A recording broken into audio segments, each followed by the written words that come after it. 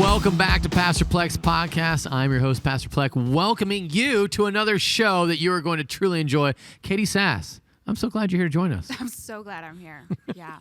And then also back once again is Jake Ridley, a financial planner with Astoria Wealth Management, and really grateful to have you back. Love your perspective. Love your perspective on all things money managing, and we're going to get right into it. The big question on my heart, which should be on yours if you're all about capital campaigns and getting loans.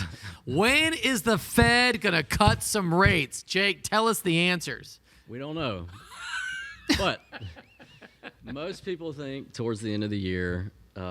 Today we just had an inflation reading that came in a little bit lower than what was expected, which is good for those of you, sounds like yourself. Yeah, well, the church is trying to get this loan, and we need, us to have raised enough capital, the loan rate's low enough that when we go in, it's like one big happy. So the good news is, the end of the year is kind of the consensus of when they'll start lowering rates. Kind of the bad news maybe for you is it's not going from 5 back to 2. It's going like 5 to 4.75. Yeah, so it's going to. I feel like this has kind of been a train wreck that it's like you just can't look away. It's been a long time, but that's the Lord, right? He tests. Do you not feel that way sometimes, or am I just like the outsider that? I just totally see it's God. Like God gave us the land, so I'm not really, it's not like we had to really do anything other than be here. So I can receive it. It's difficult for us to wait, but it's all part of it. We need about, now if all goes according to plan with loans and everything, we just need about another $140,000 or so ish. Yeah. Give or take 140 grand.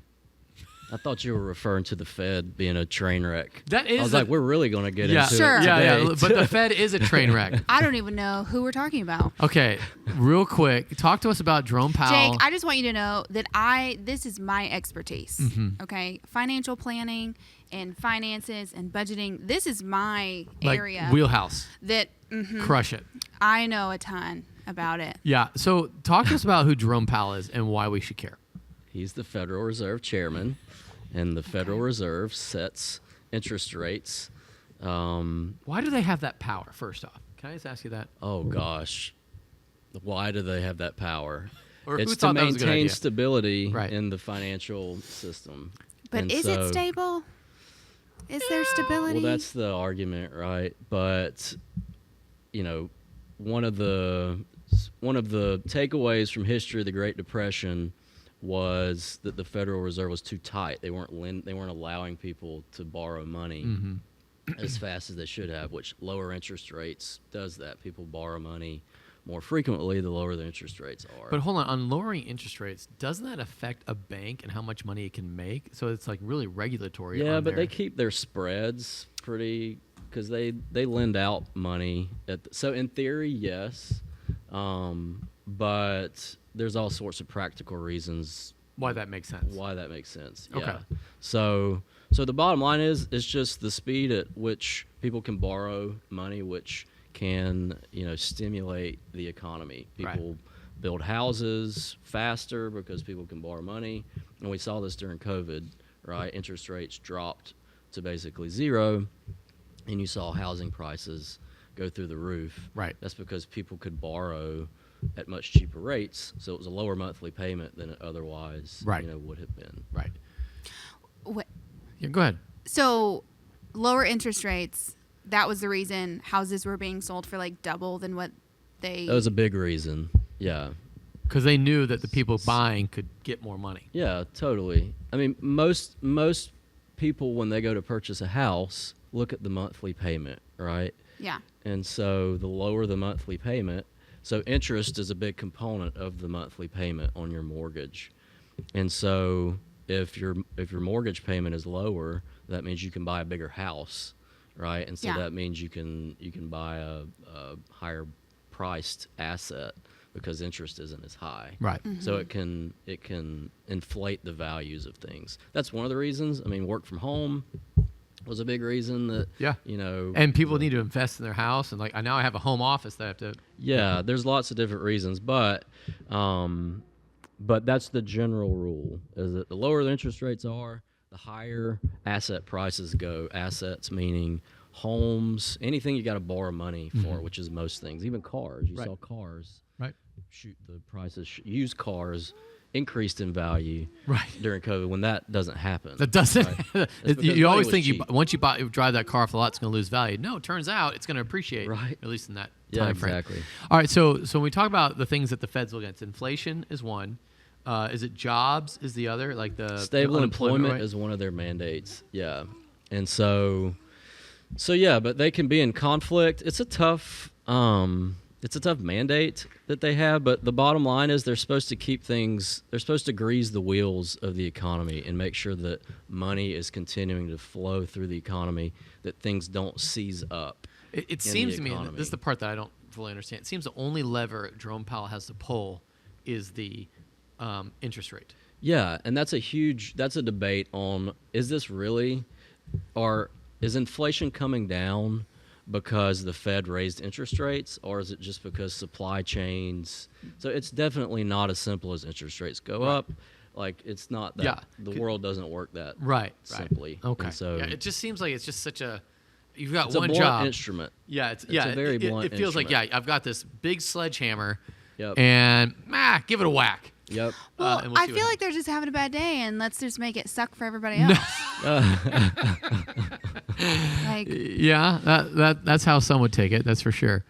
All right. Okay, let's talk about this because we're all talking about money, especially when things get tight, and retirement. We talked about this a little bit last time, and the big question that many people have is it okay to save for retirement? Catie, what do you think?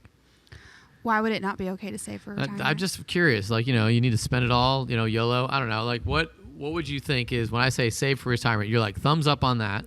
Well, the live recklessly side of me says, don't save for retirement. Just live for, you don't even know if you're going to be alive at 50. Right. Like, you have no idea. Right. And so why would you save so much money to live well as an old person when you don't even know? When you could have live no well as a idea. young person, You could actually live enjoy well the body right that now works. because you're alive.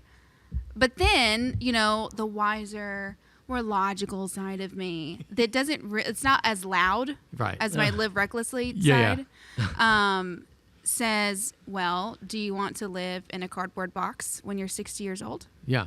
So how does Ryan, does he help manage that for you? He's a saver. Okay. For And sure. you're the spender. Yeah. And how does that work out? He's just like, I don't touch the I don't. you just like, hey, give me do you go by the cash system? No. We appreciate, what's his name? Ramsey? Dave Ramsey. Dave Ramsey. Yeah, we appreciate him, but he doesn't, we don't do the we have credit cards. He's anti-credit card. We have a credit card, but we pay it off every month. Sorry. It's okay. Yeah. So I think that's how most of us, well, I don't say most of it. That's how at least I operate. I use a credit card, but I definitely hate debt. Debt is bad, all that. But talk to me about what most people should be doing. And I know most people is probably the worst thing to say, but generally speaking, here's the majority of people do. Generally speaking, you want to be saving 10 to 15 to maybe even 20% of your income towards retirement, and retirement being your 401k, 403b, individual investment accounts.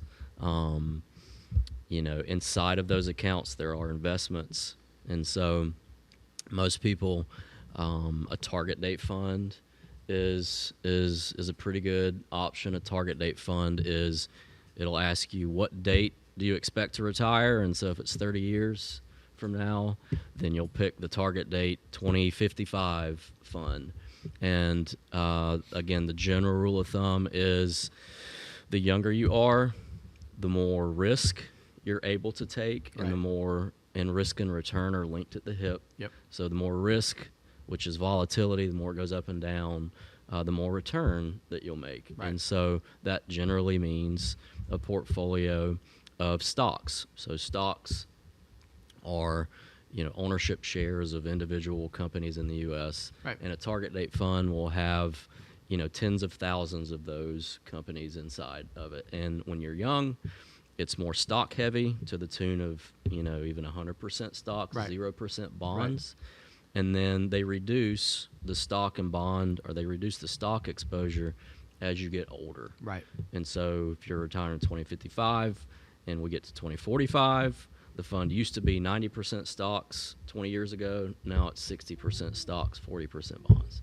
So all that to say, 10 to 15%, if you're young, 25 or 30, that's a good rule of thumb to start saving. When you talk bonds, and I know I'm about to get out of my depth, but when you talk bonds, are you talking about like bonds, like obviously government bonds, but like city bonds, like I'm going to buy the municipal Detroit or bonds total. So bonds as a whole include everything from the government lends money in the form of bonds to companies to municipalities, like you mentioned, and that's what's considered the bond market. Right. And so it's made up of all of those. And so you're real quick. Yeah. Ava would like you to know that she's 4. Okay. I appreciate that, Ava. Okay. That's really. She's been telling me to tell you that for the last 10 minutes. Ava, are you 4 years old?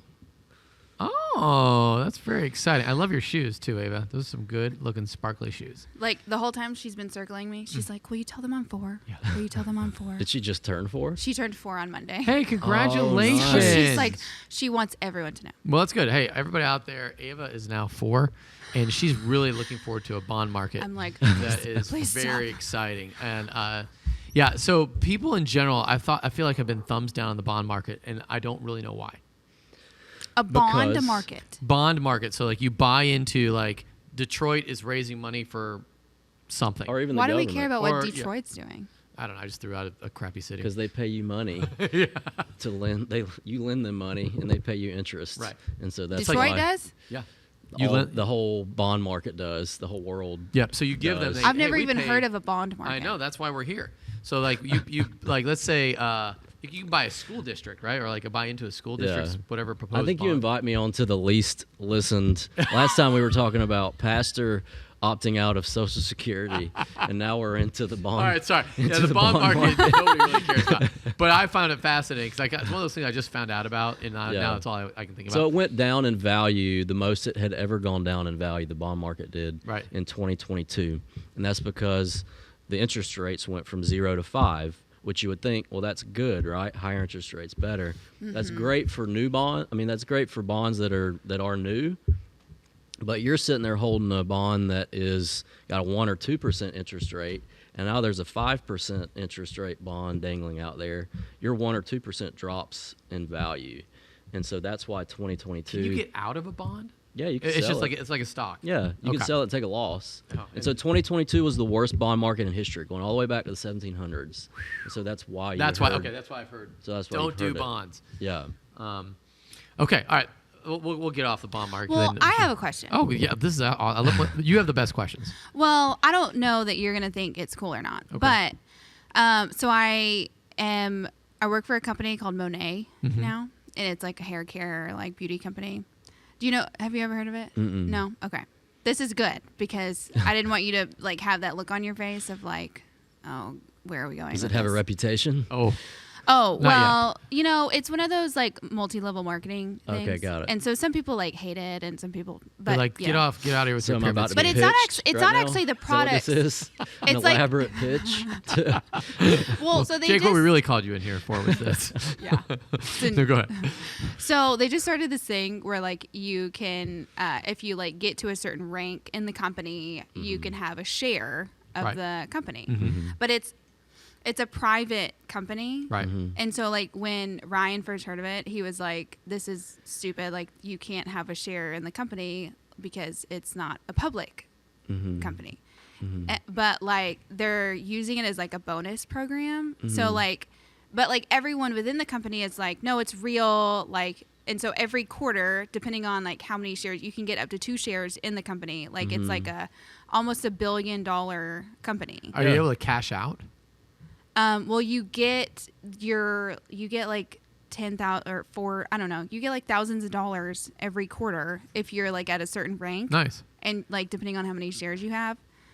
But I don't know if that's like money, like you're getting paid money, or that's like how much a bond is, like or a you share now is. own a piece of that company, and so now you're entitled to the Profit profits sharing of that company. And so if Monet generates $1 million in revenue, in a given time period, and it costs them $800,000 to generate that revenue, so now there's $200,000 of profit, then you get a share of that profit.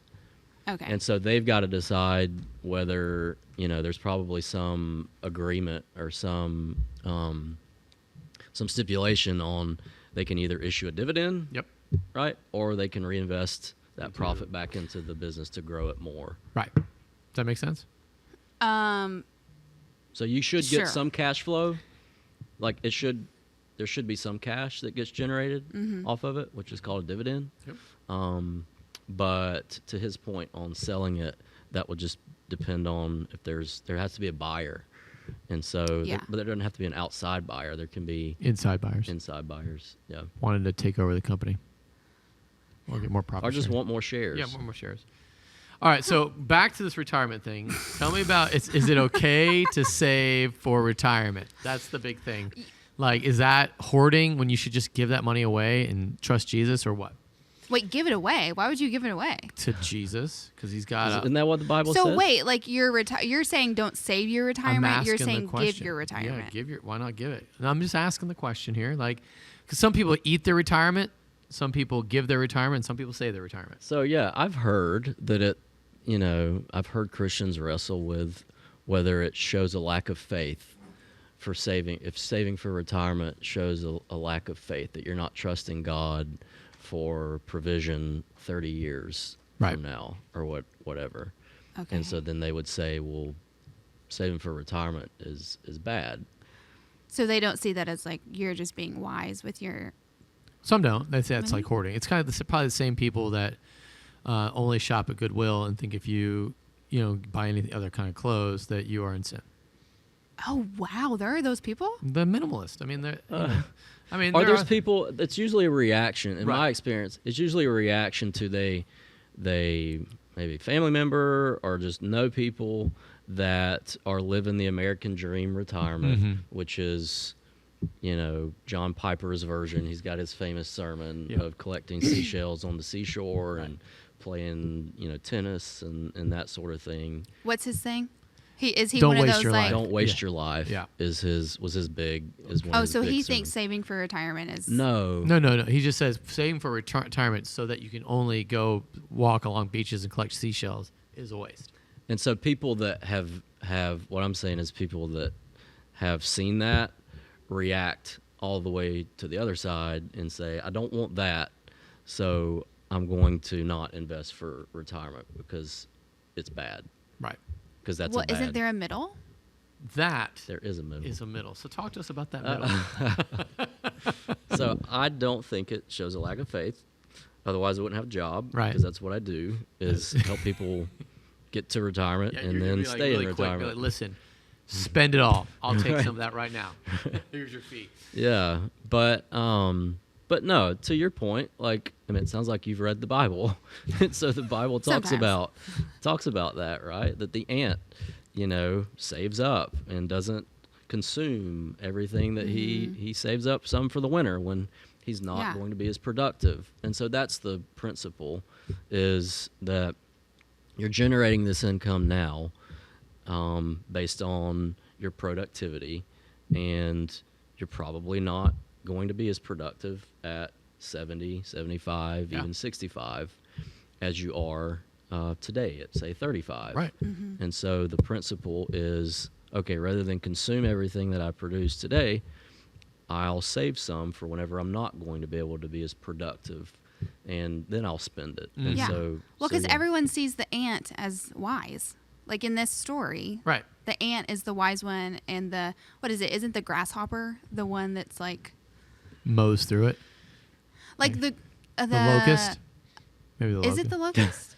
Like what's the other bug? What other insect? It's like making fun of the ant for like I working. think the ant and the grasshopper is that Aesop's? Yeah, I think we're now in Aesop's Fables. Oh, is that not what we're But it's talking the same about? thing. It's the same principle. I mean, what other story are we talking about? There's a proverb. Aesop's Fables is what you just talked about, but we were talking about. Oh, there's the proverb about the ant. Hey, I'm impressed that you knew Aesop's just Fables. I only know about it because Ryan bought Ava the book of like all the fables and whatever. So we read it together, but people naturally know this. Even the Christian that would say it's a lack of faith, in my opinion. The example that I use is most people get paid once or twice a month. Like even the person that takes the stance that you shouldn't save for retirement, it's a lack of faith.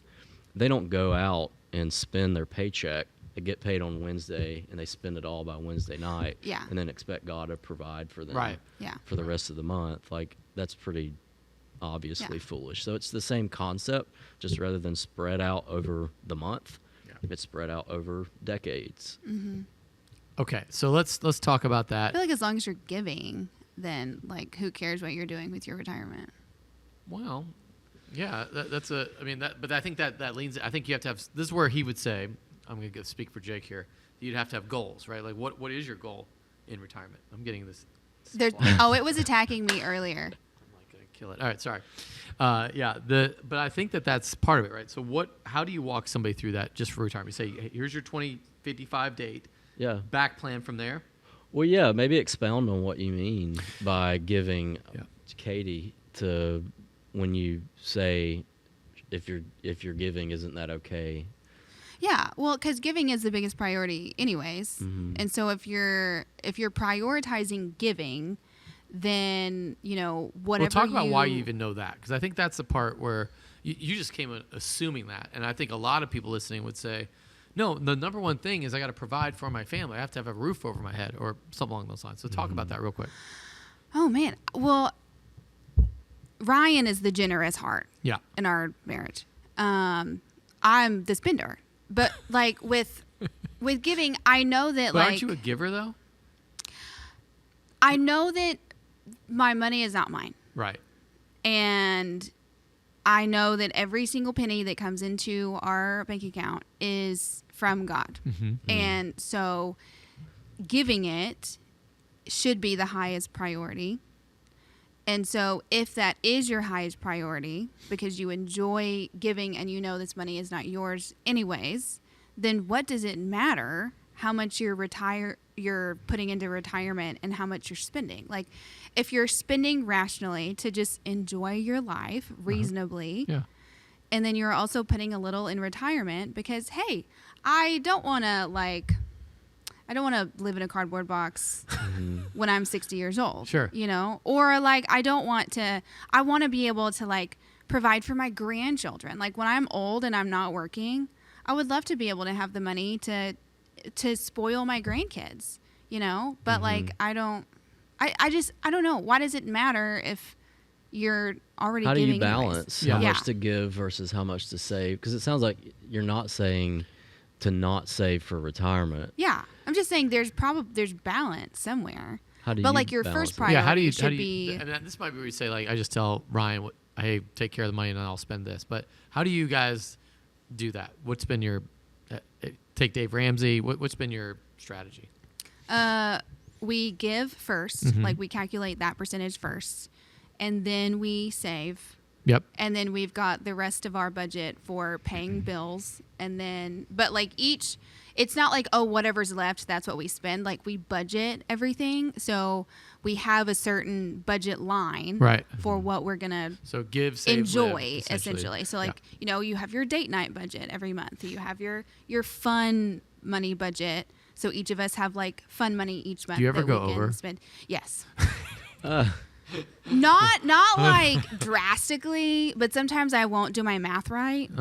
And so then Ryan's like, he's like, babe, you were like $30 over your fun money. And I was like, what? No, I counted. And he's like, well, you didn't count right. He's like, you're $30. I was like, oh. I appreciate that. All right, so shifting that to that mindset. So there's two sort of ways. There's multiple ways, but there's on one end of the spectrum the poverty gospel, which is I've got to have as little as possible. Yep. We're gonna eat rice and beans. We're not gonna splurge on steak and wine. We're gonna go as little as possible. And then there's a prosperity gospel, which is like God blessed me to be a blessing, and I'm gonna have it all. And so I'm gonna enjoy it fully, embrace it, and live really large. So I think that's the question. Both you could say could probably argue like I'm living the most faith-filled life.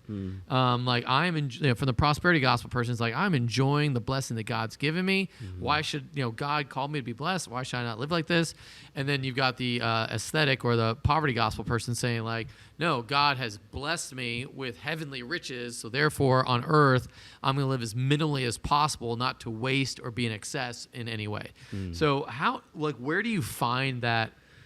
Oh man, I I'm don't gonna know, give middle? you the I feel like the easy answer, or the it's simple but not easy, is you have to read the Bible and be in the Bible, because there's different.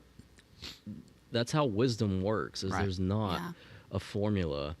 I think that sometimes Christians, in my experience, and just personally, lean more towards the guilt, like money's bad, Right. Which is more poverty gospel Right. spectrum.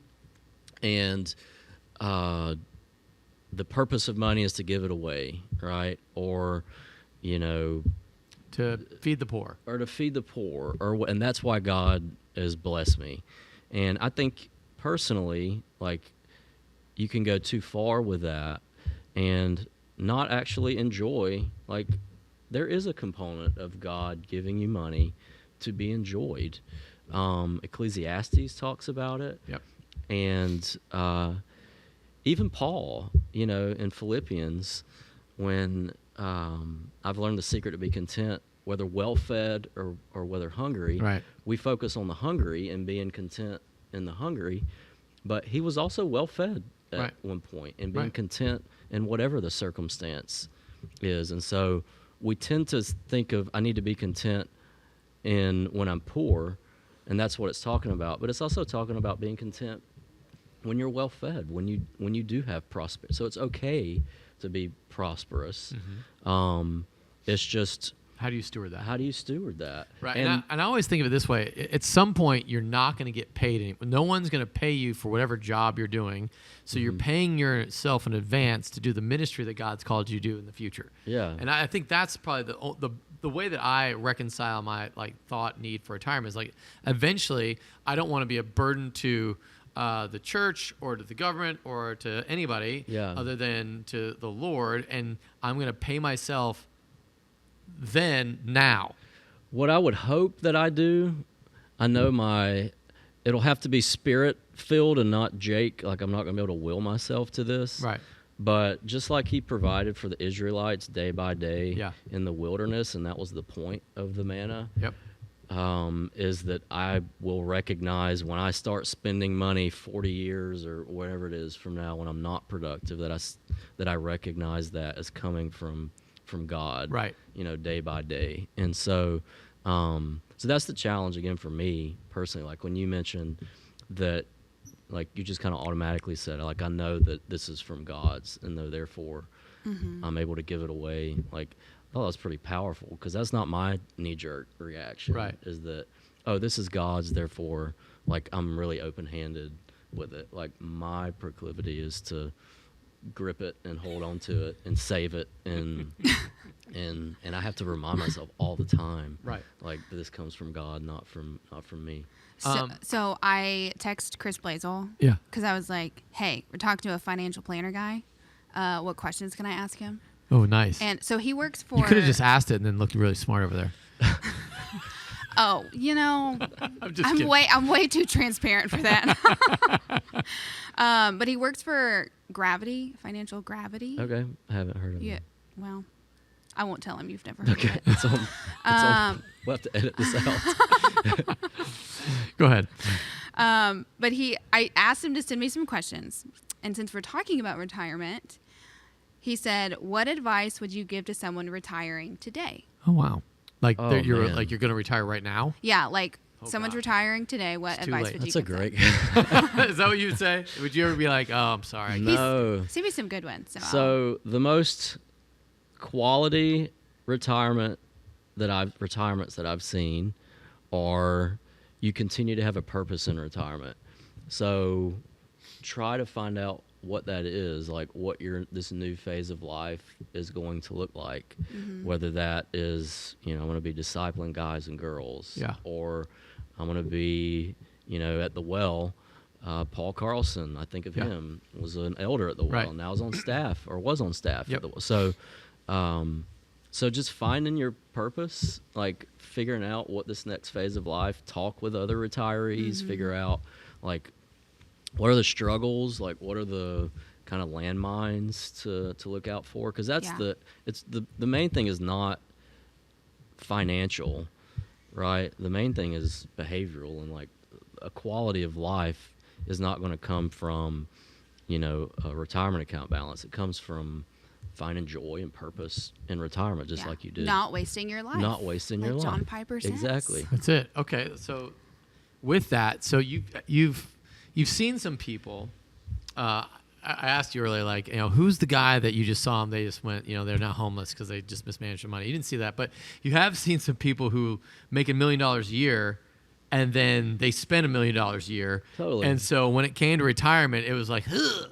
So the second thing I would tell the person that's looking to retire is you got the qualitative side of it, but then you got to figure out the quantitative side of it. And so, just like you said, like, I've seen it's usually not an income problem that people have. Right. Most people have a spending problem, and I've literally seen people that make upwards of $1 million a year in income and not have much in savings because they're spending it all. And so it's usually not an income problem. It's usually having an awareness and control of your expenses. And so if you're about to retire and you don't know what that number is, like, do I need $100,000 a year? Do I need $50,000? Do I need $200,000? If you've never answered that, then it's going to be tough to retire, to know whether what you have can support the lifestyle that you want. Yeah, and I mean, imagine $83,000 a month, and you're just like, I got nothing. I have to have every ounce of that 83 grand. Yeah. 83 grand a month. That's $1 million a year. Isn't that wild? That's so much money. That is so much money. I mean, I guess my car payment's like 20 grand a month. Nothing I can do. My house payment's 50 grand a month, and I got 10 grand a month for groceries. I mean, like, Yeah. Oh my gosh, the amount of groceries you'd be able to get with that income a month. Yeah, totally. Okay. Oh, Costco. But that's where for Dave life. Ramsey, it's popular to poo-poo Dave Ramsey these days, but he's right on the money in terms of living within your means. Yeah. Like, Oh, yeah. That's priorities 1, 2, and 3 for any type of financial. If you come to myself and you can't live within your means, like, I can't. There's nothing I can do. Yeah. Right. If you can't, and that's hopefully part of my job is if you are having a hard time with that, helping you get to that spot. But if you can't, Right. like, you can't invest your way out of a saving problem. Right. So yeah. So right now, to young adults who are listening, which I'm sure by this point they've all fallen off, but let's say that they're hanging with us. So you're 22 years old, you got a job. Are you going all in on stocks at this point? Because YOLO, why not?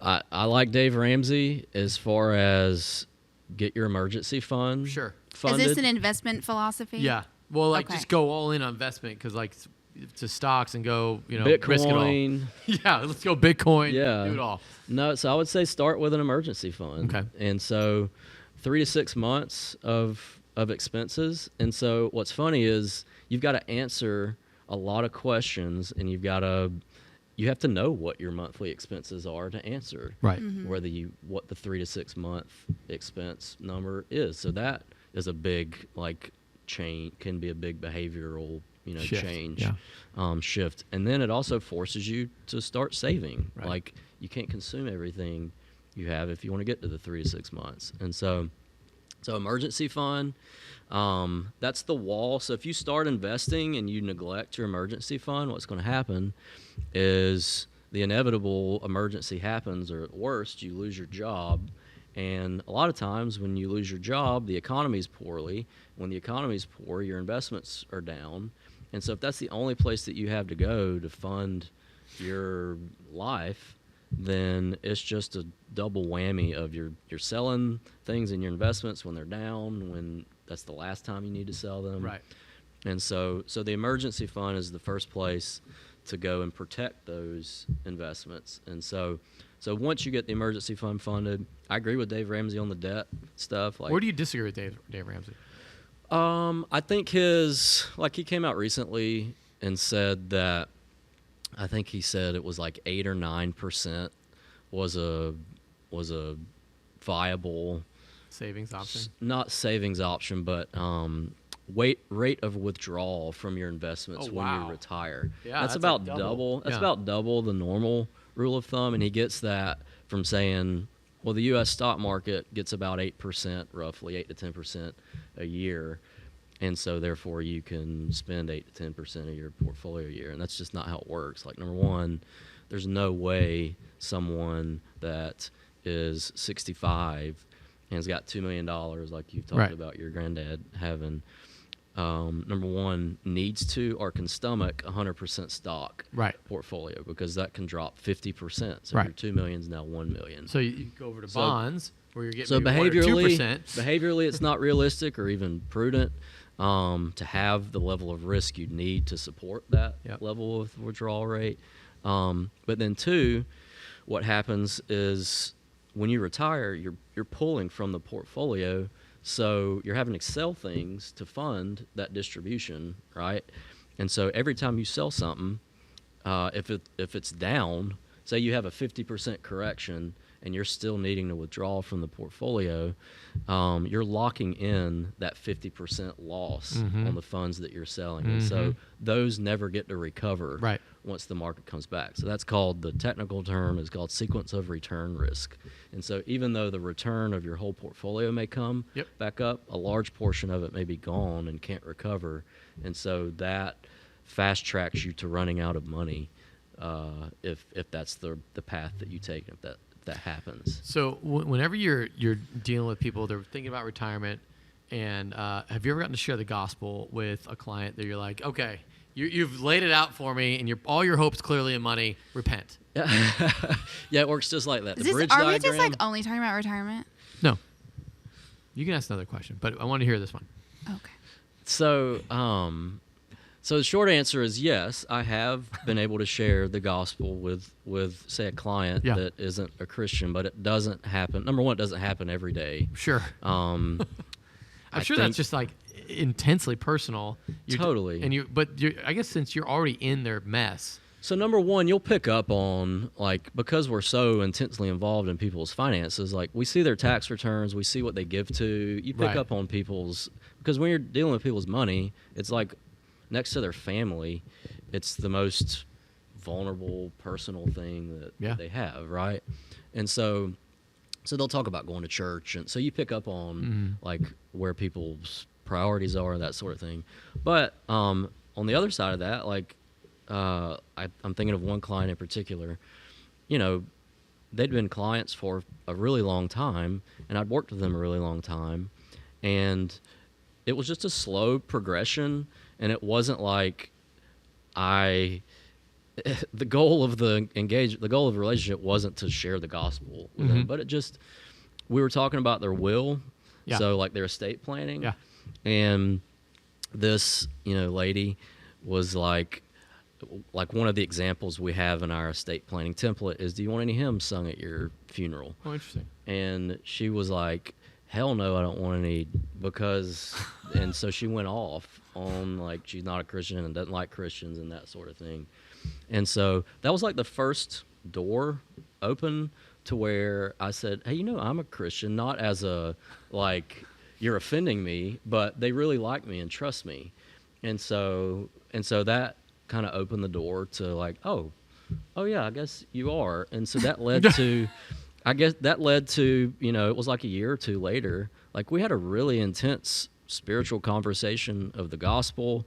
She went into stories of like somebody had passed away and like she had a vision of Jesus like saving her, like all this stuff, and she was like breaking down, crying, talking about it. And so we talked through it, but again, it wasn't like she didn't repent, come to faith, and there's a happily ever after story. Like she's like, still, crazy as dream. far as I know, not. But a believer. But we talked through it, shared the gospel with her. There's still trust me and that sort of thing. But I don't know. I think you've probably picked up on I'm a little bit of a contrarian and not a formulaic person. Yeah. And so sometimes I think we paint this picture of sharing the gospel, which you're great at it, by the way. Thank you.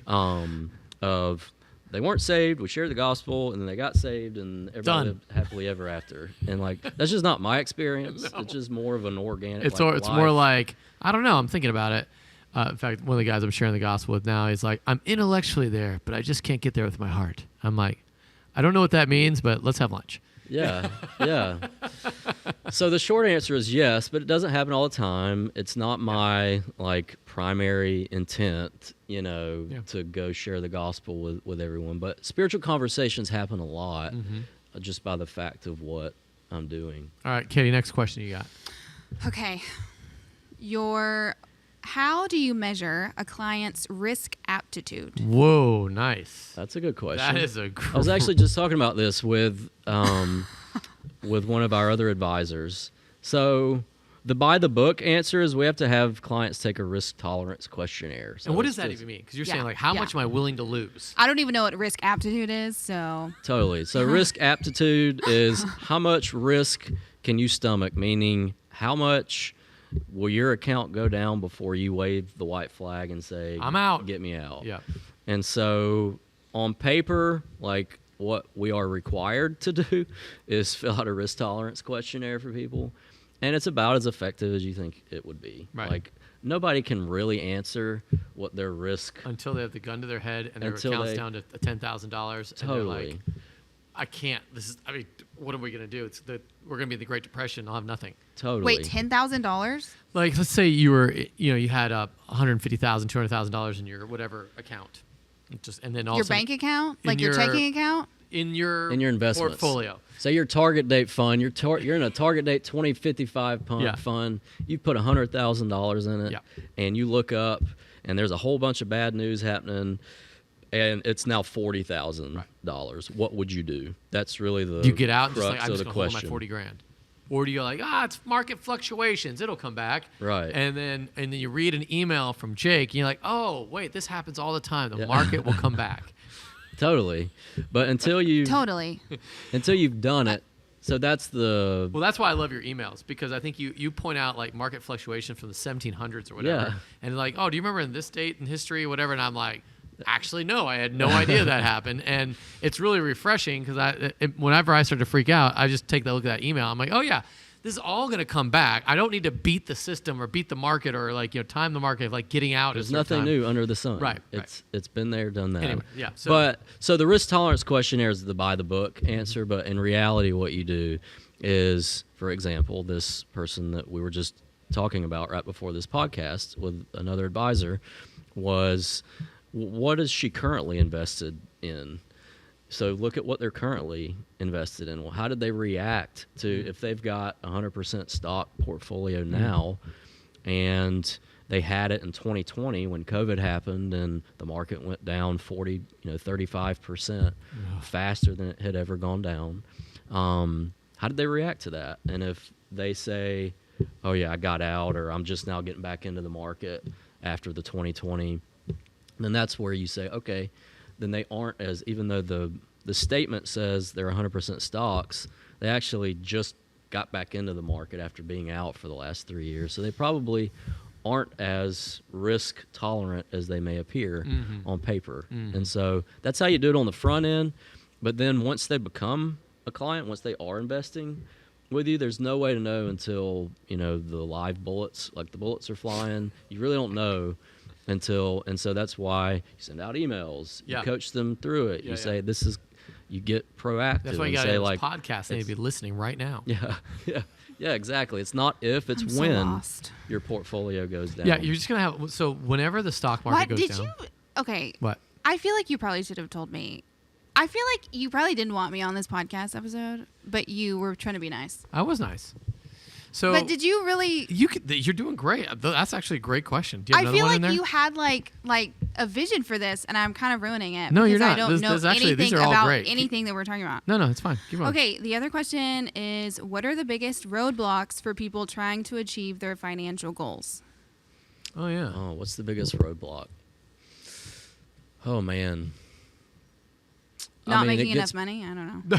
Well, Not it's making it's enough not- money. or spending too much, right? Like there's two levers. One is make more money or spend less, right? Yeah, exactly. Or is there another lever? I mean, the first one is, there's kind of a third one, but the most people don't save enough.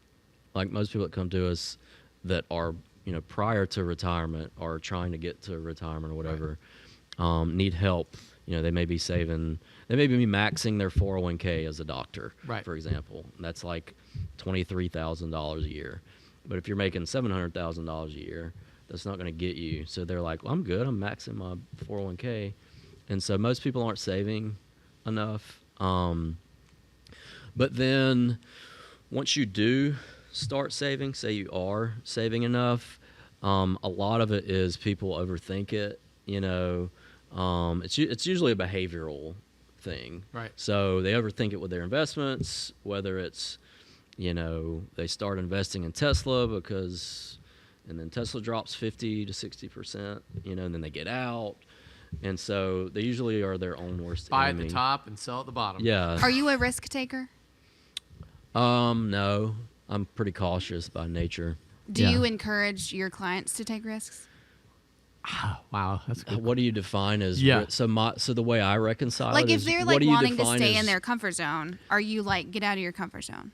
Yeah, that's a great question. So it depends on their goals. Yeah. So if they need to take more risk, so say that they've got $2 million and they need to spend $150,000 a year or $200,000 a year or whatever, and half of that's coming from Social Security, but then the rest of their money is in cash, meaning they're super conservative. They're really worried about the markets, and so yes, I will show them that you do need to be invested in the market to be able to achieve your goals, because everybody's taking risk. What that person doesn't realize is they're subject to inflation risk.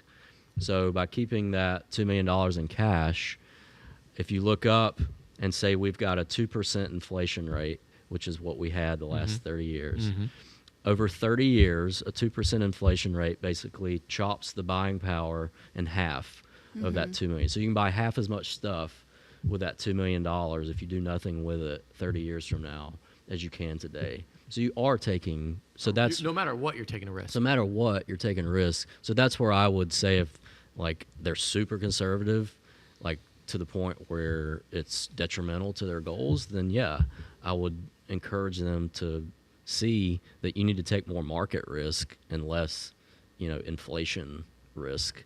But if there's somebody that, doesn't need to they don't need to be in a 100% stock portfolio to achieve their goals, then no, I'm not going to encourage them to. All right. So you said earlier that Dave Ramsey said he thinks 8% year over year is what stock market makes.